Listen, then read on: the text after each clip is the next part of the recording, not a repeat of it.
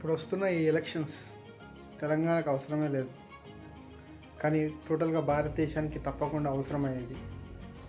So ఒక 2 సంవత్సరాల కింద అటాక్ అయిన మిలిటరీ వాళ్ళపైన అటాక్ అయిన 14th Feb అందరికీ తెలిసింది. సో దానికోసం కట్ చేస్తే దానికన్నా పెద్దది మారణకాండ జరిగింది.